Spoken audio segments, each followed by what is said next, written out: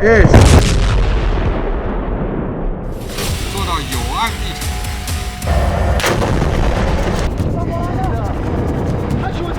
7 अक्टूबर के बाद से गाजा में जिसने हाथ डाला है उसने अपना हाथ जलाया है।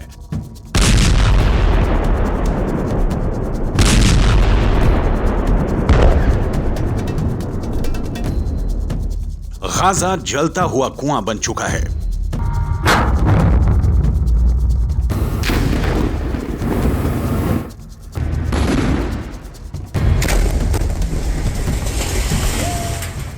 जो गिरेगा खत्म हो जाएगा, क्योंकि इजरायल को जिसने भी अब तक रोकने की कोशिश की उसको नेतन्याहू ने सिर्फ एक जवाब दिया, जब तक हमास खत्म नहीं हो जाता तब तक युद्ध जारी रहेगा। बंधकों को छोड़ाने के लिए सीज फायर तो कर दिया गया।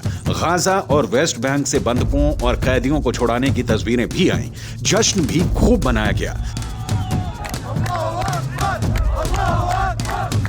लेकिन आगे क्या होगा?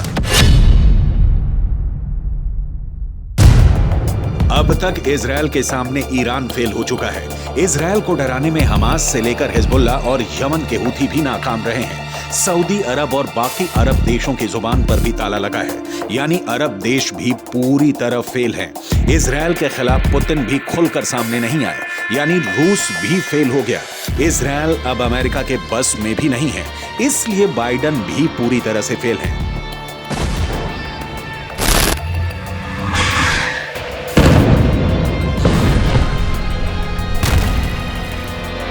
ऐसे में इजरायल को कौन रोकेगा?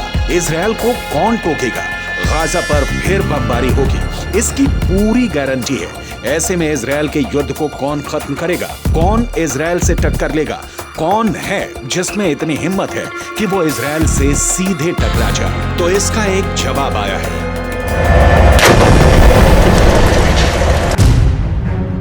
चीन ने बोला है कि वो गाजा का फैसला करेगा। चीन बोला है कि वो इजरायल को रोकेगा। चीन बोला है कि वो फिलिस्तीन का ख्वाब पूरा करना चाहता है। 做到有案必查。 इसलिए चीन ने अब संयुक्त राष्ट्र सुरक्षा परिषद की बैठक बुलाई है और इसमें वो गाजा से लेकर हमास और इजरायल से लेकर नेतन्याहू तक सबका हिसाब करना चाहता है। 中国作为联合国安理会本月轮值主席国，将于11月29日举行安理会巴以问题高级别会议。中共中央政治局委员、外交部长王毅将赴纽约主持安理会会议。 चीन दावा कर रहा है कि वो अब हमास और इजरायल के बीच पावर ब्रोकर बनेगा। चीन दावा कर रहा है कि वो इस युद्ध को हमेशा के लिए खत्म करेगा। चीन ऐसा पहले सऊदी अरब और ईरान के साथ कर चुका है। चीन अब यही फैसला फिलिस्तीन और इजरायल के बीच करना चाहता है। शी जिनपिंग बिग बॉस बनना चाहते हैं। शी जिनपिंग अमेरिका को दिखाना चाहते हैं कि दुनिया में उसका बल्ब फ्यूज हो चुका है। अब चीन की लाइट जलेगी और इससे रोशन होगा पश्चिम एशिया का सबसे खतरनाक वॉर जोन, यानी गाजा और इजरायल। लेकिन क्या ये इतना आसान है? क्या चीन का ऑर्डर इजरायल में चलेगा? क्या चीन को वो नेतन्याहू बर्दाश्त करेंगे जो अमेरिका को भी एहसास दिलाते हैं कि इजरायल और यहूदी वोट बैंक के आगे उनकी हैसियत कुछ नहीं? वो हमास को खत्म करने तक बिल्कुल नहीं रोकेंगे। हमास की मौत 100% पक्की है, ये नेतन्याहू की गारंटी है। אבל באותה נשימה אמרתי גם לנשיא שבגמר המתווה אנחנו חוזרים בכל העוצמה לממש את היעדים שלנו, חיסול החמאס, להבטיח שעזה לא תחזור להיות מה שהיא הייתה, וכמובן שחרור כל חטופינו.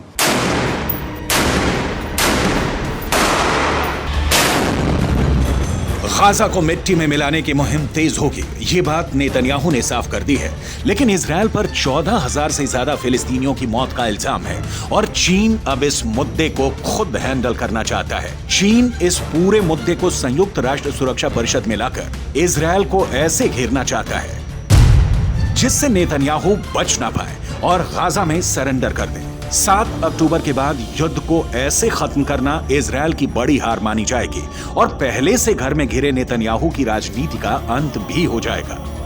लेकिन फिलिस्तीन और गाजा को लेकर इजरायल के खिलाफ कोई भी प्रस्ताव गिर जाएगा, इसकी भी पूरी गारंटी है, क्योंकि अमेरिका के पास वीटो पावर है जिसका उसने हमेशा इजरायल को बचाने के लिए इस्तेमाल किया है।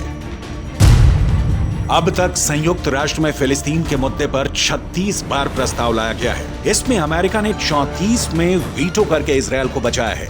7 अक्टूबर के बाद भी 2 प्रस्ताव आए हैं और इसमें भी अमेरिका ने इजरायल को बचाने का काम किया है।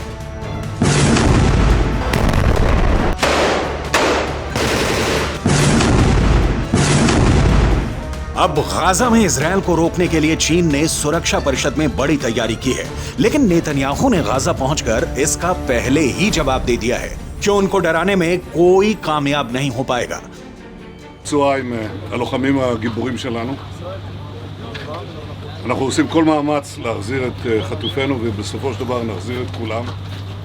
יש לנו 3 יעדים במלחמה הזאת. לחסל את החמאס, להחזיר את כל חטופינו ולהבטיח שעזה לא תחזור להיות איום למדינת ישראל. ואני פה להגיד לחברים כאן, ללוחמים כאן, שאומרים לי את אותם הדברים, ואני חוזר ואומר את זה לכם, אזרחי ישראל. אנחנו ממשיכים עד הסוף, עד הניצחון. שום דבר לא יעצור אותנו.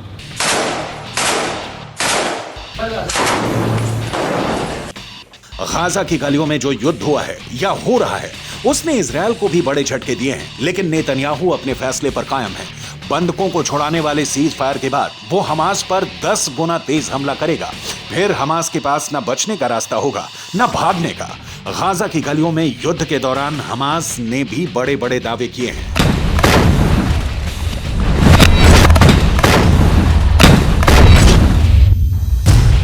हमास का दावा है कि उसने इजरायल के 180 टैंक और बख्तरबंद गाड़ियों को हमले में फोड़ दिया है। गाजा से लगातार ऐसी तस्वीरें आई हैं जिसमें इजरायली टैंक पर घात लगाकर हमले किए गए। इजरायल ने खुद माना कि अब तक ग्राउंड ऑपरेशन में उसके 70 से ज्यादा सैनिक मारे जा चुके हैं, 250 से ज्यादा सैनिक जख्मी हुए हैं। लिहाजा हमास के खिलाफ जो ताकत इजरायल माना जाता है, उसके मुताबिक नतीजे तो इजरायल को भी नहीं मिले हैं। हालांकि नेतन्याहू के सामने अपनी छवि को बचाए रखना बड़ा चैलेंज बन चुका है और गाजा पहुंचकर उनकी पहली कोशिश इसी तरफ नजर आती है। ישבתי עם סגן הרמטכ"ל, עם המפקדים, ועל הקיר היה כתוב עם ישראל חי. אז עם ישראל חי, ועם ישראל גם מנצח. בזכותכם, בזכותכם. תודה לכם.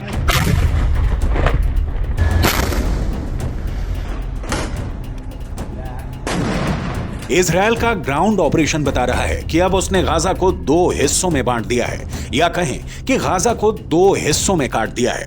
एक तरफ है उत्तरी गाजा, जिसको चारों तरफ से इजरायल की सेना ने घेर लिया है। अंदर बहुत ही खतरनाक युद्ध पूरी दुनिया ने देखा है। तो दूसरी तरफ है दक्षिणी गाजा। इजरायल की कोशिश है कि उत्तरी गाजा में हमास के पूरे कैडर को खत्म कर दिया जाए।